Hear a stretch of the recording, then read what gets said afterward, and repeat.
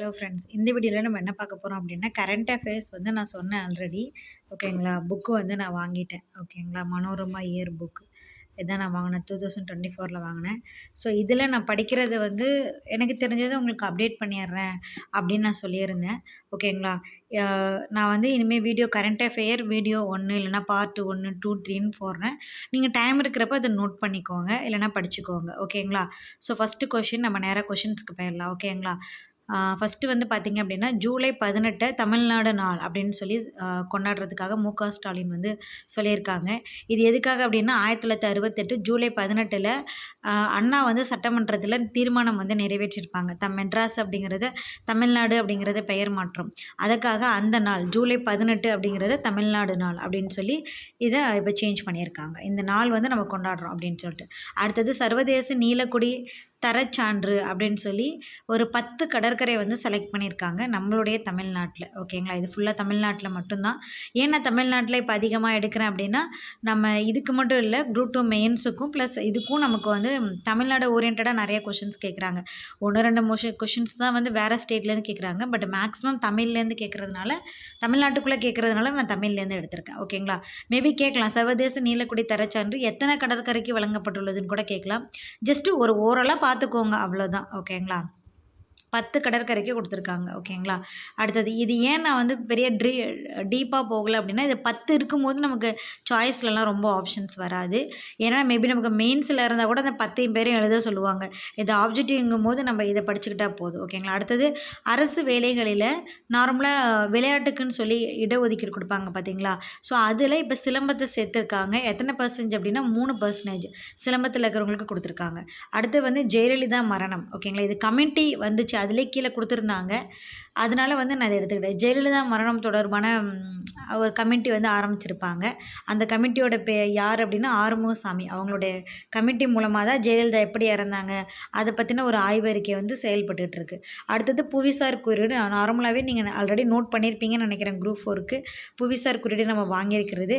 So இந்த இதில இல்லாதத நான் சொல்றேன். ஓகேங்களா? புவிசார் குறியீடு வந்து 10 வருஷத்துக்கு மட்டும் தாங்க செல்லுபடியாகும். அந்த 10 வருஷம் முடிஞ்சதுக்கப்புறம் நம்ம அத திருப்பி புதுப்பிச்சுக்கணும்னு சொல்லியிருக்காங்க. இது முதல்ல 1999ல பல வகை பொருட்களுக்கு இந்த புவிசார் குறியீடு குடுக்கணும் அப்படின்னு சொல்லியிருந்தாங்க. இது எப்ப நடைமுறைப்படுத்தப்பட்டாங்க அப்படின்னா 2003ல தான் நடைமுறைக்கு வந்துச்சு. அதான் 2003லேருந்து தான் ஒவ்வொரு பொருள்களுக்கும் புவிசார் குறியீடுங்கிறத குடுக்க வந்தாங்க. ஏன் நான் இப்படி படிக்கிறோம் அப்படின்னா, நார்மலா இருக்கிறது எல்லாமே நம்ம எல்லாருமே படிச்சு வச்சிருப்போம். பட் அதுக்குள்ள இருக்கிற குரூப் 2ங்கும்போது கொஞ்சம் டீப்பா போகும்போது நம்ம அத கேட்கலாம். ஸோ புவிசார் குறியீடு இப்ப கூட கேட்டிருந்தாங்கல்ல. ஞானபீட விருது ஏதோ ஒரு விருது எந்த வருஷத்துலேருந்து குடுக்குறாங்க அப்படின்னு. ஸோ அதனால தான் நான் இந்த கொஷின்ஸ் பார்த்தோன்னே எடுத்தேன். ஸோ புவிசார் குறியீடு எந்த வருஷம் நடைமுறைக்கு வந்துச்சு அப்படின்னா 2003 ஓகேங்களா? அப்படி ஒரு ஜென்ரலுக்கு தான். இது டக்குன்னு நீங்க படிச்சுக்கோங்க. ஓகேங்களா? கொஷின் பார்க்கலாம். மாபெரும் தமிழ் கனவு அப்படின்னு சொல்லி ஒரு திட்டம் கொண்டு வந்திருக்காங்க. இந்த திட்டம் யாருக்கு அப்படின்னா, குறிப்பா கல்லூரி மாணவர்கள்கிட்டயே நம்ம தமிழ் மரபோட வளமை, பண்பாட்டு, சமூகம், சமூக சமத்துவம் இதெல்லாம் வந்து கொண்டு வரதற்காக இளைய தலைமுறையினர்கள் வந்து இது கொண்டு வந்திருக்காங்க. ஓகேங்களா? இது திட்டம் வந்து இதெல்லாம் குடுத்துருக்காங்க. இது நார்மல் தான் இது. சரிங்களா? பட் இது கொஷின்ஸ் எப்படி கேட்பாங்க அப்படின்னா, மாபெரும் தமிழ் கனவு திட்டம் எந்த மாணவர்களுக்கு அப்படின்னா, சின்ன குழந்தைங்களுக்கா? பெரியவங்களுக்கா? ஸோ இது கல்லூரி மாணவர்கள்ட்ட தான் அது கொண்டு வருது. அடுத்தது பாருங்க, ஒளிரும் தமிழ்நாடும் மிளிரும் தமிழர்கள். அதாவது இப்படின்னு சொல்லி ஒரு தலைப்பில பாராட்டு நடத்துனாங்க. யாருக்கு அப்படின்னா, 9 விஞ்ஞானிகளுக்கு தலா 25,00,000 பரிசு குடுத்து, அண்ணா நூற்றாண்டுல நடத்துனாங்க. இது வந்து நம்ம தமிழ்நாட்ல இருக்கிறாங்க பார்த்தீங்களா? அதாவது வந்து தமிழ்ல இருக்கிறவங்க இந்த விஞ்ஞானத்தில வந்து யாரு சிறப்பா இருக்காங்களோ, ஓகேங்களா? அவங்க வந்து அவங்கள சிறப்பிக்கிறதுக்காக இது நடந்தது தான். அதுக்கு பேர் வந்து பார்த்தீங்கன்னா, ஒளிரும் தமிழ்நாடு, மிளிரும் தமிழர்கள் அப்படின்ட்டுன்னு. அடுத்த கொஸ்டின் பாருங்க.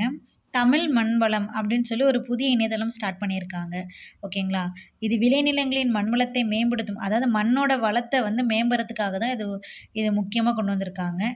தமிழ்நாடு அரசின் வேளாண்மை மற்றும் உழவர் நலத்துறை மூலம் தமிழ் மண்வளம் அப்படிங்கிற இணையதளம் உருவாக்கப்பட்டுள்ளது. இந்தியாவிலேயே முதலாக தமிழ்நாட்டில் தான் இத்திட்டம் அறிமுகப்படுத்தப்பட்டது. ஓகேங்களா? இதுதான் முக்கியமானது. ஸோ இந்தியாவிலே ஃபர்ஸ்ட்டு என்ன பண்ணியிருக்காங்க? தமிழ் மண்வளம் அப்படிங்கிறத கொண்டு வந்திருக்காங்க. அதனால தான் இத வந்து நான் எடுத்திருக்கேன் இந்த கொஷின்ஸு. நம்ம சில இதெல்லாம் நம்ம வேணான்னு நினைக்கிறது தான் நமக்கு கொஷின் கேட்பாங்க. அதனால வந்து இது சும்மா ஒரு கிளான்ஸ் பார்த்துக்கோங்க. இதோட பேரெல்லாம் தெரிஞ்சுக்கிட்டீங்கன்னா, நீங்க எதுக்குன்னு தெரிஞ்சுக்கலாம். ஓகேங்களா?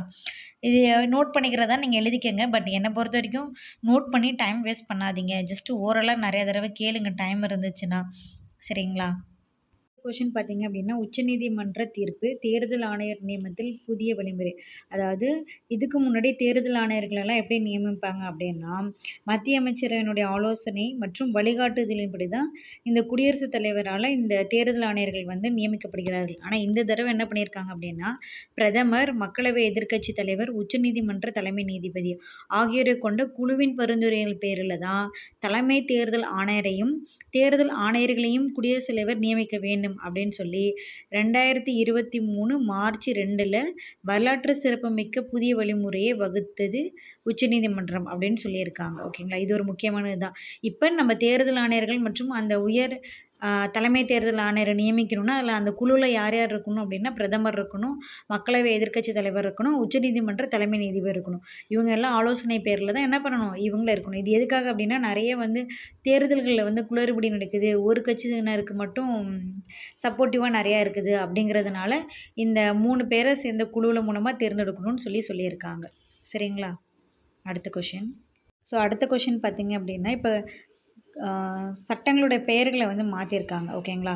இந்திய குற்றவியல் சட்டம் அப்படிங்கிறத பாரதிய நியாய சன்ஹிதா அப்படின்னும், இந்திய குற்றவியல் நடைமுறை சட்டத்தை பாரதிய நாகரீக சுரக்ஷா ஹிதானும், இந்திய சாட்சிகள் சட்டம் அப்படிங்கிறத பாரதிய சாக்சிய விதயோக் அப்படிங்கிறதும் பேர் மாற்றிருக்காங்க. ஸோ மேபி இது பொறுத்துக்களை கேட்கக்கூட சான்ஸ் நிறையா இருக்குது. ஓகேங்களா? பார்த்துக்கோங்க. 3 மசோதாக்கள் வந்து இந்த பேரை வந்து மாற்றிருக்காங்க. சரிங்களா?